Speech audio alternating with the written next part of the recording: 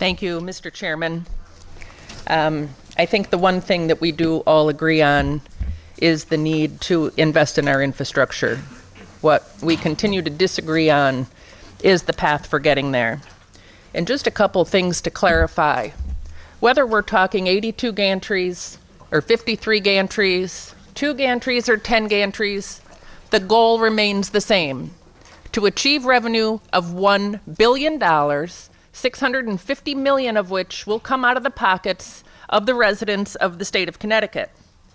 And maybe some don't drive, so maybe some won't have to pay that toll out of their pocket, but they will absolutely be paying that added expense on every single thing they purchase in the state of Connecticut.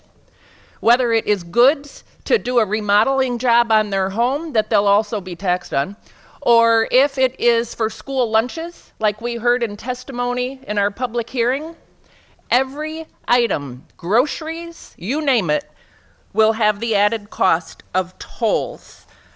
Companies have estimated the impact from 40 million to 500 million, which will be passed down to residents. And we can talk about discounts to Connecticut residents, because that is really a popular thing to try to get interest in. But the fact of the matter is, there are limits to what you can do in terms of discounts to still have parity with other drivers and not to, I guess, harm, if you will, out-of-state drivers. And there's a famous furniture commercial that uses the example, we don't jack up the prices just to give you a fake discount or a fake sale. The goal is still $1 billion in revenue, $650 million to start. I've never known a toll to go down, will be coming out of the pockets of Connecticut state residents.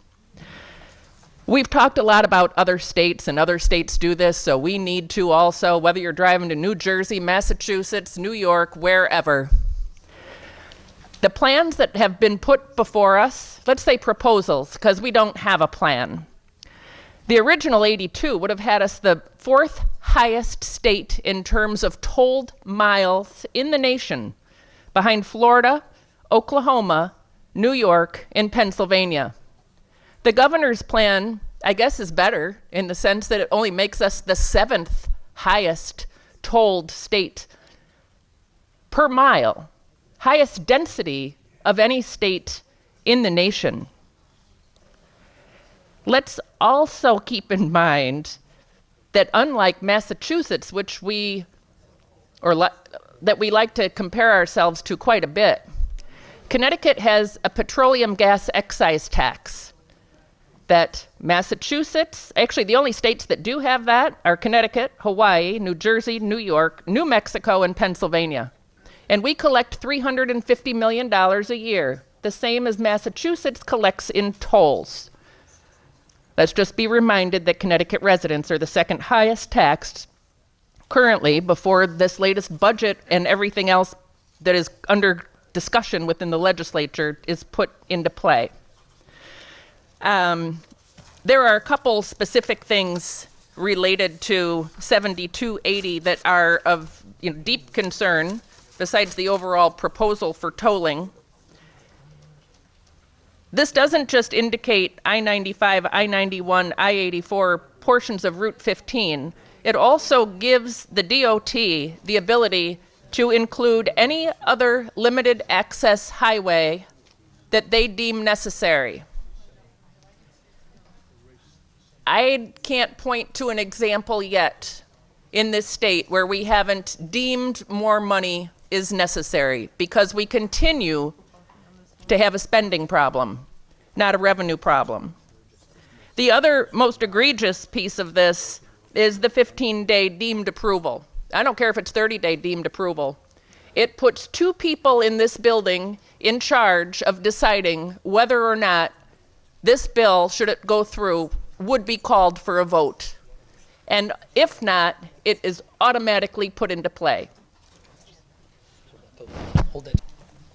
If that's not bad enough, the whole ability to relieve elected officials, legislators, from voting on something to keep your fingerprints clean And we've heard the speaker say, well, we got to do it this way because if, they saw a plan and maybe they don't like where the exit is or where the toll's going to be placed, so we got to take this out of their control.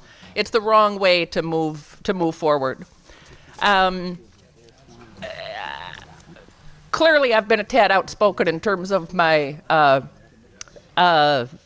disagreement with implementing tolls. But let me say this. If we actually had a comprehensive plan, we have a DOT commissioner who's been on board for 3 months.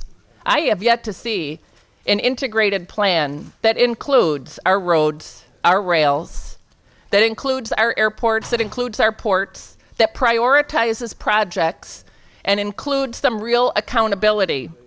I may not really be opposed to tolls, not like a total swath across the state, but potentially there may be areas, very targeted areas, where it might make sense.